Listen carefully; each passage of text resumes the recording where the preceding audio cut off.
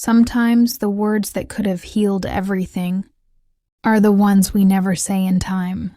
One last voice note, never sent, yet it changed everything. Sophie lived in a small coastal town where the sea touched every memory. The salty breeze was part of her childhood, and the sound of waves had always been her lullaby. Her house was modest, a single-story cottage with chipped white paint and a garden full of wildflowers.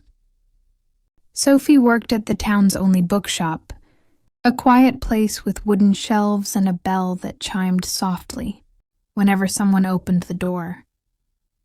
Every morning, Sophie would wake early, brew herself a cup of tea, and sit by her window. She loved the silence of the morning, the kind of silence that allowed her to think of him. Ethan. Ethan was the boy from the house 2 streets away. He had wild brown hair, an easy smile, and a laugh that sounded like freedom. Sophie and Ethan grew up together. They played tag near the cliffs, built sandcastles that the tide would wash away, and shared secrets under the stars. Sophie knew she loved him from the age of 12. But Ethan he never noticed. He was kind, always. He shared his sandwiches with her at school, defended her when others were unkind, and once gave her a seashell shaped like a heart. "It's lucky," he said, "and keep it." She did. Years passed. They both grew older, but Sophie's feelings never changed. She would watch him from behind the bookshop window, laughing with friends, sometimes holding hands with other girls. Still, she waited. Then one day everything changed. Ethan walked into the bookshop, looking different, taller, serious, and carrying a letter in his hand. "I got a job," he said, "in the city, big company, great opportunity. I leave next week." Sophie smiled. "That's amazing. I'm happy for you." But her hands trembled. And that night, she cried alone, hugging the seashell to her chest. Ethan left. There was no goodbye hug, no hidden confession, no sign that he knew. Just a wave and a backpack, and he was gone. Sophie's world didn't stop, but it changed. Days passed in the same rhythm. Morning tea, bookshop, evening walk to the sea. And always, she waited. She wrote letters she never sent, told him everything in her mind, described the sea, the customers, the little things that reminded her of him. She kept them all in a box under her bed. She would walk to the sea every evening, standing at the same spot where they once watched the stars. Sometimes she imagined he was beside her. She would close her eyes and hear his laugh in the wind. 3 years went by. People in the town forgot him. But Sophie didn't. Her friends told her to move on. Her mother once said, "Love that waits too long becomes a wound." But Sophie believed. Then one cold winter morning, as she dusted the bookshelves, the bell rang. She turned around. There he was, Ethan. He stood at the door, older now, his eyes darker, carrying something heavy in his heart. Their eyes met. Sophie dropped the book in her hand. Emma stood silently outside the station, the city lights flickering like faint memories in her mind. Her heart beat a little faster every time someone passed her by. Was it Leo? Could it be him? Every footstep echoed in her soul, calling out to a past she had tried hard to forget. Weeks after Emma moved to the new apartment, life took on a slow rhythm. She worked at the local bookstore, often spending her evenings lost in fiction. The owner, Mrs. Hayward, was kind, and the peaceful silence of books gave Emma something her heart had longed for: calm. One evening, as she was closing the shop, a courier arrived with a brown envelope. "For Ms. Emma Collins," the man said. She stared at it, confused. No one called her that anymore. With shaking hands, she opened it. Inside was a handwritten letter. "Dear Emma, I don't know if this will reach you. I don't even know if you care anymore, but I owe you this. I left that day without a word. I was afraid, confused, a coward. You gave me your everything and I broke you.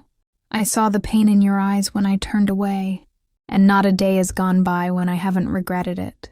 If there's still a part of your heart that remembers me, I'll be waiting at the old bridge on the 18th, 5 p.m. Leo. Emma's hands trembled. Her breath caught in her throat. After all these years, she sat on the bookstore floor, the letter pressed against her heart, and cried. The week leading to the 18th was filled with chaos inside her. Should she go? What if he didn't come? What if he did? Memories flooded her. Leo and Emma in the rain, dancing like kids, his hand in hers as they walked the shoreline, his voice whispering, "Forever, Em." And then, his silence, his leaving. She replayed everything in her mind. Was she foolish to believe again? But her heart, foolish or not, still remembered the way his name felt when whispered. The 18th arrived. Emma stood at the edge of the old bridge. It looked the same, old wood, rusty railing, and the river singing beneath. But her world had changed. She wore the same soft blue scarf Leo once said made her eyes look like skies before a storm. Every second stretched into an hour. And then, footsteps. She turned. It was him. Leo, older with sadness in his eyes, but still him. They stood in silence, the wind speaking for them. "I didn't know if you'd come," he said.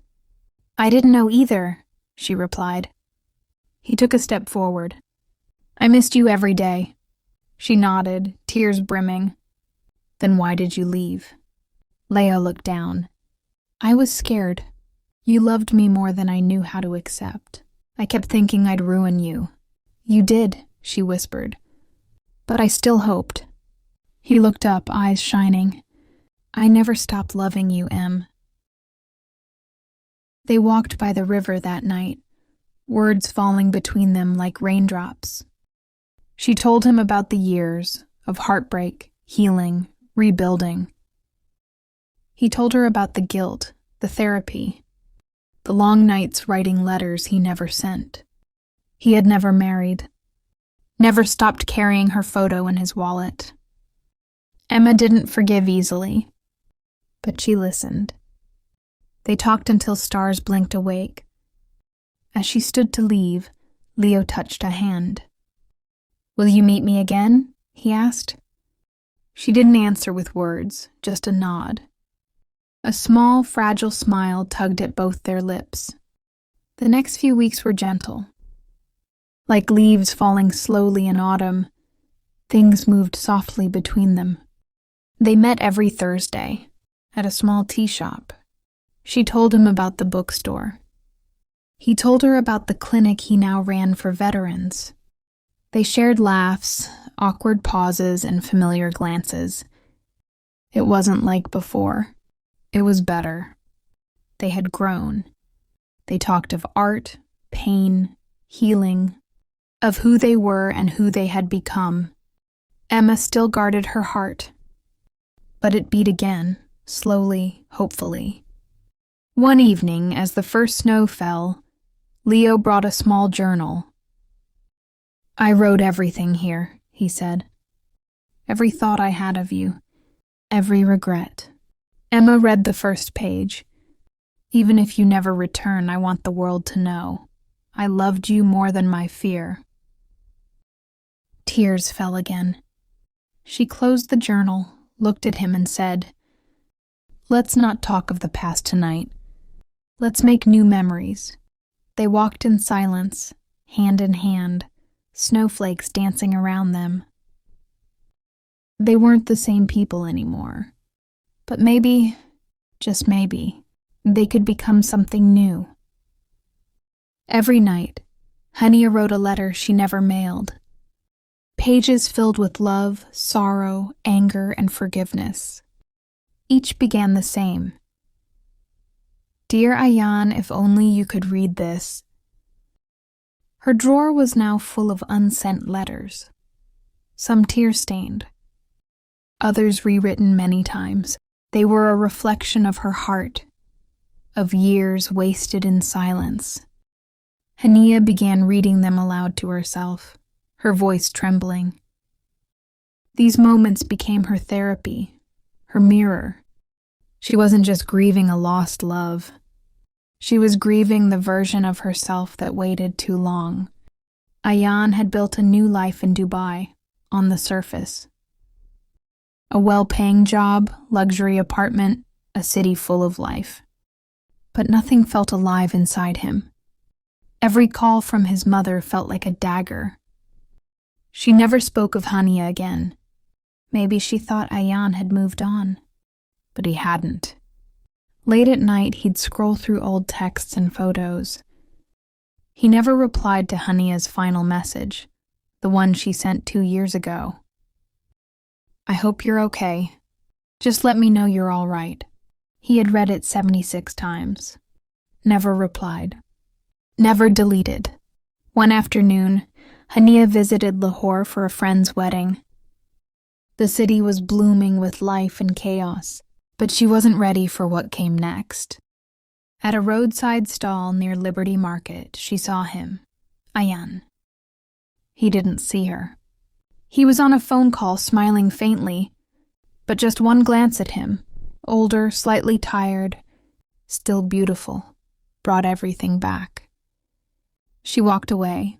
Her legs trembled, her eyes welled up, but her heart, it felt calm. Back in her hometown, Hania sat with Amma Jan sipping chai. She finally asked the question that haunted her. Why did you stop Ayaan from writing to me after he left? Amma Jan sighed. I thought I was protecting you. He was far, you were here. I thought if you stopped waiting, you'd live. You were wrong, Hania whispered. I wasn't waiting for him to return. I was waiting to be understood. Amma Jan said nothing, but her eyes, for the first time in years, softened. It came on a Tuesday evening. Hania was reading one of her own unsent letters when her phone buzzed. It was an email from ayaan.katakugmail.com. Subject, if you're still reading this. I don't know if you hate me or if you've forgotten me, but I never stopped thinking about you. I thought silence would protect us both, but I was wrong. If you're still there, please write back. Just once. Her hands trembled. It had been 6 years. She stared at the screen. Then she opened a new draft. Hania stared at her phone like it could hear her heartbeat. Ayaan's voice echoed in her ears. But it wasn't just words anymore. It was questions, memories, and maybe a final plea. Hania, if you're listening, I know you're strong. But sometimes letting go of strength is what truly makes us win. Tears streamed down her cheeks. She turned off her phone and walked toward the window. Rain poured outside, as if the sky was also listening to her story. Is it really over? Her heart asked. That evening, Hania made a decision. She would meet Ayaan. Not for explanations, not for revenge, but to complete herself. She needed answers. Maybe forgiveness. 2 days later, Lahore, the same place they once met as kids. Ayaan sat in an old coffee shop, a diary in his hands, one titled, Hania. The door opened. Hania entered. Ayaan looked up. Their eyes met, and the distance of 2 years disappeared in one moment. I heard your voice note? Hania spoke gently but firmly. Ayaan smiled faintly. I wanted to say so much, but I was afraid of your silence, and I was afraid of your absence. Silence fell, deep, full of truth. Then Hania asked quietly, Did you really decide to live without me? Ayaan slid the diary across the table. This is your story. My words, my pain, my hopes. All of it. Hania opened the diary and began reading. Every page held a new truth. His mother's illness, his loneliness, his fear that Hania would be happier with someone else. You didn't trust me, Hania said. I could have faced everything with you. If only you'd let me in. Tears welled up in Ayan's eyes. Is it too late now? Hania took a deep breath, then nodded softly. If we speak the truth, if we start over, maybe we can find ourselves again. Outside the cafe, the rain had stopped. A gentle sunlight filtered in, a sign of new beginnings. Hania and Ayan started again. Not like the first time, but stronger, wiser, and more real. They lived with lessons from the past, courage in the present, and shared dreams of the future. A voice note never sent was finally heard by the heart.